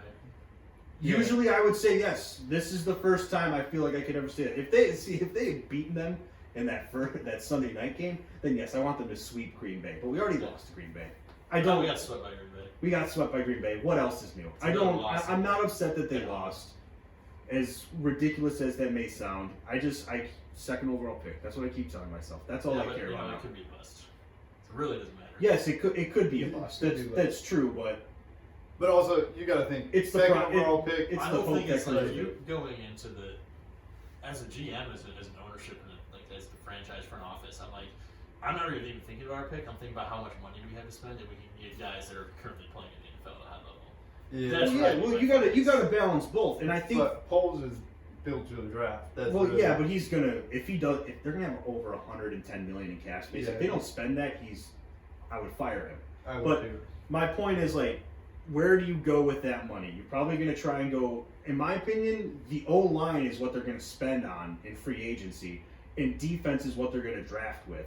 And if you're drafting defense, I want Jalen Carter or Will Anderson Jr. That's like if you're drafting the defensive side of the ball and not spending on the defensive side of the ball, that's what I want to do. Now, if he spends on defense, let's put it this way, if his free agency plan is to sign free agents for the defensive side of the ball, he's trading back with that second overall pick because there's not an offensive guy that they need that won't be available later in the draft. Yeah. So you're either committing to you want to get one of those two guys at second overall, or you're going to spend your money on defense, build your offense through the draft, in which case you will trade back, get more picks so you can get more offensive talent.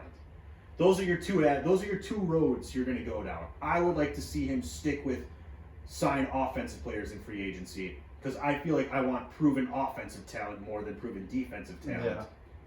Just because it's harder to find proven offensive talent, in my opinion. And I feel like, Outside of the cornerback position. The Well, cornerback position's an anomaly. You yeah. got to be crazy to be good at cornerback. And also, I just feel It's like really good at the two picks. That, breaking the rules. Oh, dude. Yeah. PFT pissed me off with that one. I know, dude. I was I know. It was Uh, such a dumb. I didn't like that. but also, Kyle like, Long didn't like it either. with his drafting ability for defense, I feel like he's good at finding defensive side of the ball. Hopefully. Yeah. And I want Will Anderson Jr. and Jalen Carter. There, I've said it 6 times. I feel like I've locked in where I stand on that. Yeah, I'll just say one more time. Will Anderson Jr. I'm Jalen Carter. just One of Let's those look at don't get your hopes up, Matt. I'm pretty sure he's trading back. I led with he strikes me as someone who will trade Yeah, back. I'm just saying. But I don't want him to. I think I know. Will Anderson, Alabama. Yes. Yeah. Jalen Carter, Georgia. Yes. Yeah. That's another thing I'd been scared about, though. You're going to go onto a team where you're going to be one of the best players on defense. So don't expect that level of competition.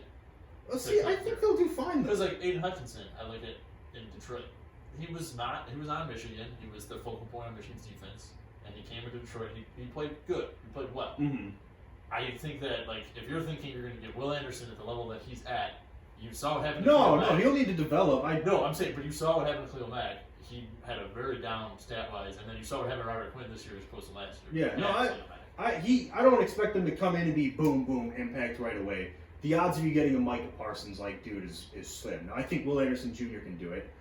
Jalen Carter, if I had to pick who I imagine would have more immediate success in the NFL, I'm going to pick Jalen Carter because his position kind of caters to that a little bit more. Defensive tackle, if you can plug up the run and eat blocks, you're good at playing that position. Yeah. Jalen Carter is exceptional at that. And you can, that's a big part of being a good defensive tackle. So, yes, edge rushers like Will Anderson Jr., the stat sheet is what gets looked at a lot more with those position guys than what you look at defensive tackle wise. Defensive tackles, if Aaron Donald's an anomaly with his double-digit sacks as a defensive tackle. That doesn't happen very often. Most of those guys, they plug up the running lanes. They don't, they eat blocks so the edge rushers can get free. Aaron Donald's an anomaly, but Jalen Carter can eat those blocks. Have you seen that man? Yeah, Have you he's seen nuts. his interview with Big Cat? I I'm love talking about how much weight TJ Metcalf can lift, and he says the answer. He's like, "Can I change my answer?" Because everyone's like 550. Everyone's like, Yo, what the hell? How's the bar not stand? No, but that's just where I stand with the Bears and what I think they should do. And also, I do like that they had Fields staying in the pocket more. Yeah, You need to it's develop. official. It's time now to develop the traditional pocket passing, get him comfortable with that, so you can have multifaceted passing attack.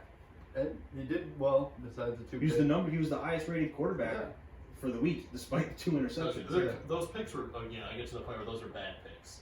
Those are not tipped balls. The- Where it's like you're trying to force something. The second one was bad. That one's strictly on him. The first one is a combination of him and Equinemius.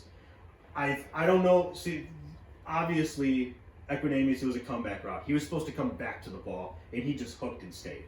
That's not good. Justin Fields isn't throwing that ball for a hook, so it makes it easier for the defender to jump it. But at the same time, I don't know whose fault it was on this part. Equinemius he comes back towards the inside of the field, and Fields threw it to the sideline side.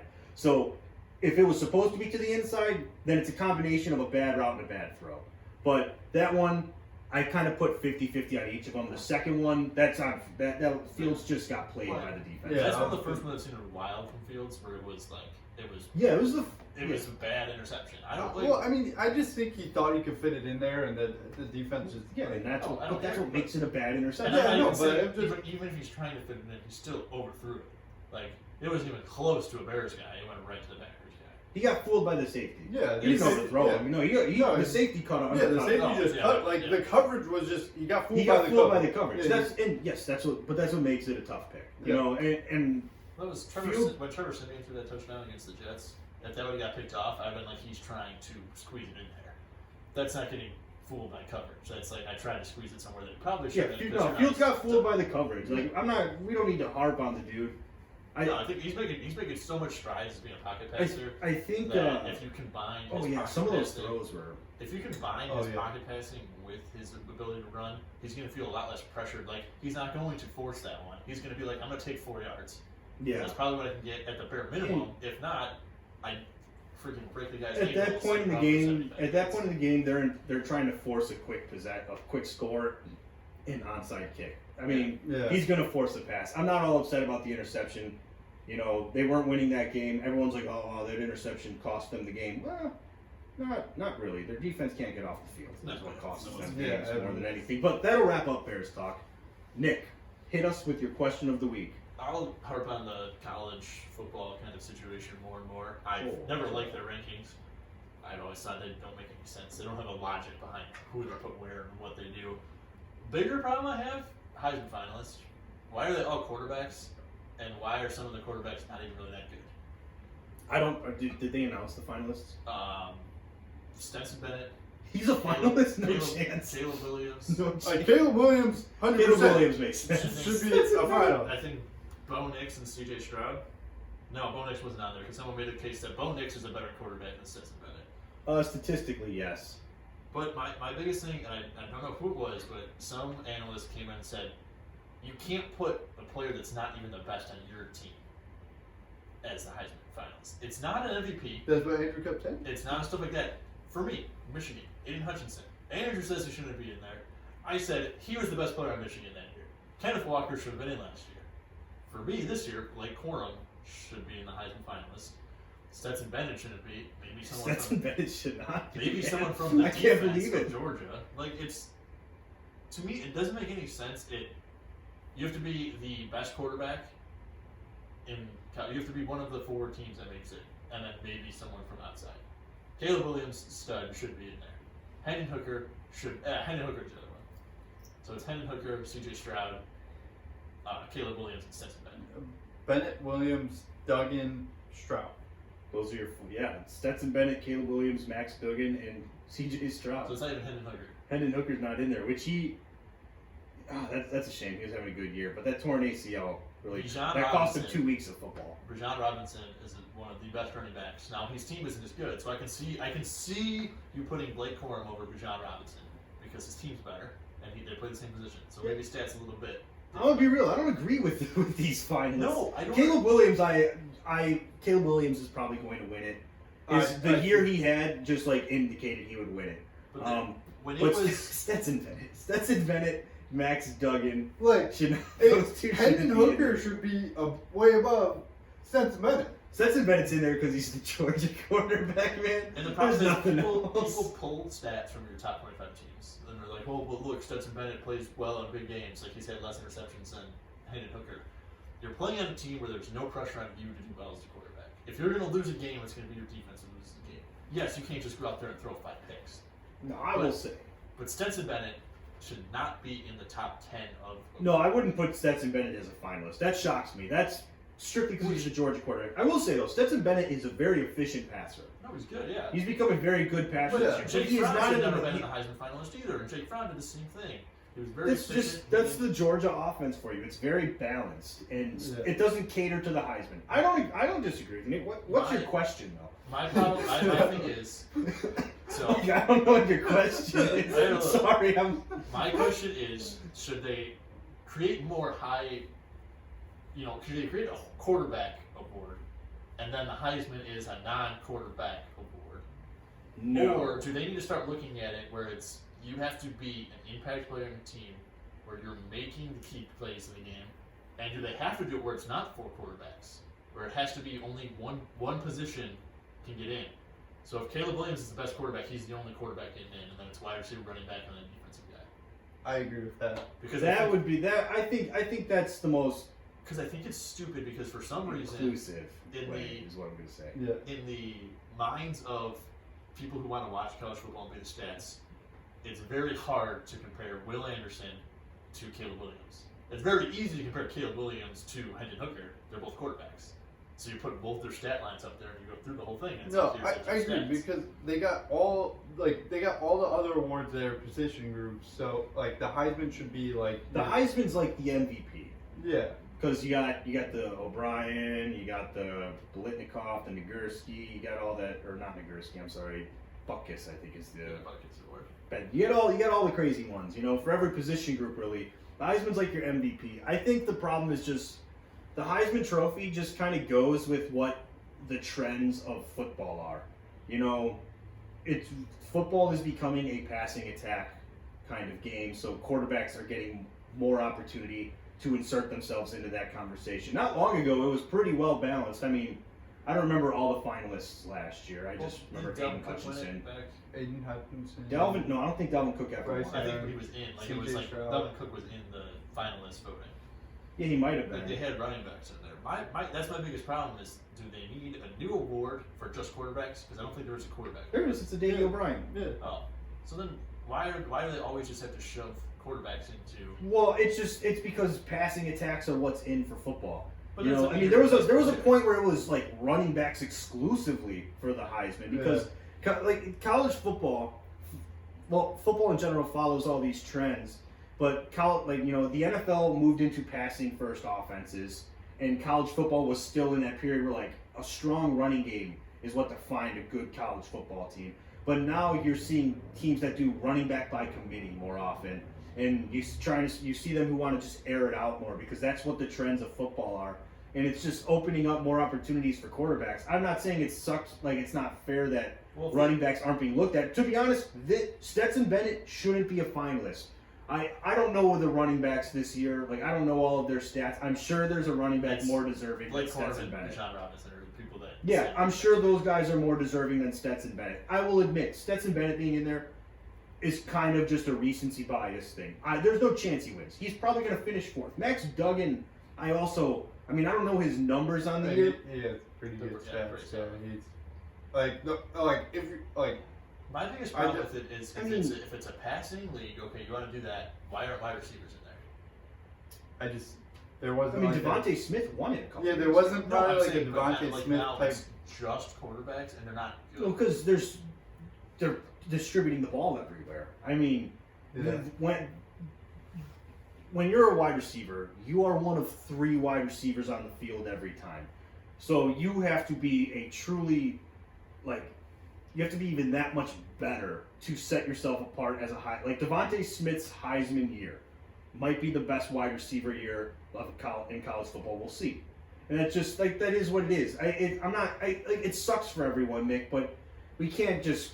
It's the way football is going. If the quarterback position is viewed as the most important position in football, and how many times we sit here and say that your teams are only going as far as their quarterback gets them, then the quarterbacks are going to be in there. It sucks for everyone else. I'm not saying that it doesn't suck, but there's not really anything you can do to address it until. But you're the one making the finalist and the award, so you can do whatever you want. And there's already a running back award. You can't take away. The Heisman is considered the MVP of college football. Every other position group gets their award. So there's your inclusiveness in terms of you can win I got them all pulled up here. You can win the Jim Thorpe Award, Chuck Bednarik, Maxwell Award, all this stuff. You can win all those awards, and be the best running back, best wide receiver, best linebacker, best defensive lineman, O-lineman. You can get all of those accolades. The Heisman is just reserved for the people who are considered the MVP of the season. And it's a passing league. Quarterbacks are going to get that. I'm not saying it doesn't suck for the running backs, but it's the way the trends go. I don't know what else. There's not much you can do to fix it. There's really nothing you can do. I just think if you limit the position groups that could go into it, then That's your only option. But that's really that'll rough. Like no matter what you do, you're gonna upset someone. It is what it is. This is decided by the Associated Press. So the AP press, like they are the people who make the finalists. I don't know what to tell you. I mean, take it up with the writers for Yahoo and everything. It's bull. I'm not gonna say it's not bullshit that it's 4 quarterbacks. Stetson Bennett shouldn't be. Like in my opinion, wish there would be better quarterbacks though too. Like Caleb Williams and C.J. Stroud led this. Caleb Williams and C.J. Stroud. I'm not. Those two deserve it. Max Duggan and I would not have put those 2 in. Stetson Bennett. Those 2 are in there because TCU made the. Max Duggan you could keep it. He had a solid year. Yeah, solid. He had a solid year. I think he passed for like 4,000 yards. No, he passed for 3,300. That's been always my biggest thing, and everyone always. He actually passed for less yards than Stetson Bennett. Also, Stetson Bennett actually. Where's my boy Penix at? That man, Ooh. Washington quarterback, Penix Jr. Yeah, no one knows who this. Yeah, great. I totally know who he is. Let me pull up his stats. He leads them in. Yeah, he's not in the Heisman finalist, Bobby. So what does that tell you? But that's what the whole thing too is like. You keep saying MVP. They have come out multiple times and said that the Heisman is not an MVP. Well, yeah, they have to, but it's the MVP award. Everyone knows it's the MVP It's just award. the rankings don't make sense. It doesn't make The any finalists sense. it makes all sense for all the. Nothing my biggest about thing too is they've always done this, and this will never change. They're always biased towards the teams that are making it into the college. Yeah, no, Max Duggan is in there because TCU made it into the college football playoff. Stetson Bennett's in there because Georgia's the best team in college football. True. Those guys are in there for that reason, which is crap. But then again, the college football never has any true rhyme or reason to how anything operates. That's Their true. rankings never make sense every year. And once again, that's the AP, that's the Associated Press that's responsible for this. It's just that I don't know what their thought process is. There's a lot It's of all coaches. bias. It's all crap. Like, and you know what? I've come to terms with it. Once after Aiden Hutchinson made it in over Will Anderson Jr. last year, when Will Anderson Jr. led him in every single stat, I just stopped asking it That's to make true. sense Also- because it just won't. Michael Penix Jr. threw for 4,354 yards and 29 touchdowns against 7 interceptions, Wow. and played one less game The biggest, than That's cool. the everyone biggest else. farce about last year was Kenneth Walker Jr. was not in there. Yeah. And that's the stuff where it's like it just the Heisman. It'll never make sense, and I just come to terms with the fact that it'll never make sense. But Caleb Williams won. Caleb Williams will most likely win it. Yeah, Stetson Bennett out of those 4 actually is second in passing yards. Fun fact. Well, He has more than C.J. Stroud, more than Max Duggan. Yeah, barely more, but more. CJ Stroud is even like iffy because he. Well, no, he had 37 touchdowns. He had a He good was year. out for 2 games. I don't know how many interceptions he threw, but he threw for 33, 40 for passing yards, and then 37 touchdowns. Okay, fair enough. And And that's always the stats are always going to be big for those guys, and it's. I go back to the same thing of Rookie of the Year, Justin Jefferson versus Herbert. You're going to give it to a quarterback because he does everything, whereas a wide receiver, a running back has to cut times in between. We're not opening up. No, this I'm just debate. saying. You said it earlier. A No, running back has to share with the quarterback and every wide receiver and the running back. A quarterback is in every play unless he hands the ball off. He doesn't get stats for that. Yes, but they're the chief decision maker too. Like I get what you're saying, and yes, I'm sure. I get. No, that's what the stats pop for, and that's what the association. Yeah, does. but And so you're not going to put a running back in. The thing is because- this, but the stats scale to your usage in an offense. There's a reason why the receiving yards record isn't 5,000 yards like a passing. They scale to what your position's involvement is. So it's not one isn't any more impressive than the other in my opinion. It's just if we're gonna go to the Justin Herbert Jefferson thing, Herbert broke more records. That's why he won. No, It. Simple as that. that's what I'm saying. In college, they're going to pick guys who have like that impressive. Look how many yards it is. 1,000 yards rushing is very impressive in college, but that's not as big as 4,000. So it's like It's almost like there's little kids picking it, where it's like, pick the biggest numbers out of all of these 10 guys. We're going to pick these 4 because.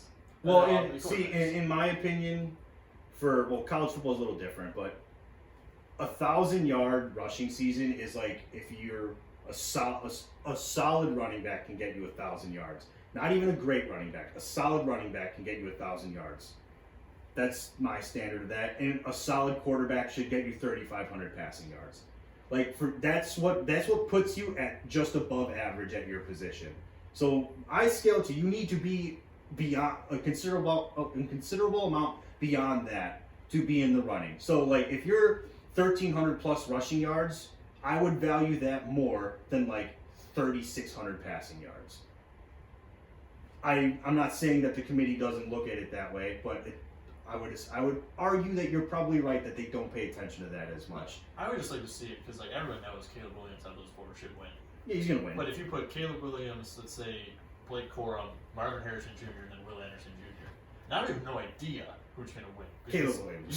You have to go through. I'm saying if it's in a situation where not the quarterback's always picked right away. If you're actually looking at it statistically of who actually is the most valuable of those 4 to their team, then it's a different. It's not just stats. You can't just look at. I'm still picking, even if it's not stats, I'm picking Caleb Williams. I don't think USC gets anywhere without him.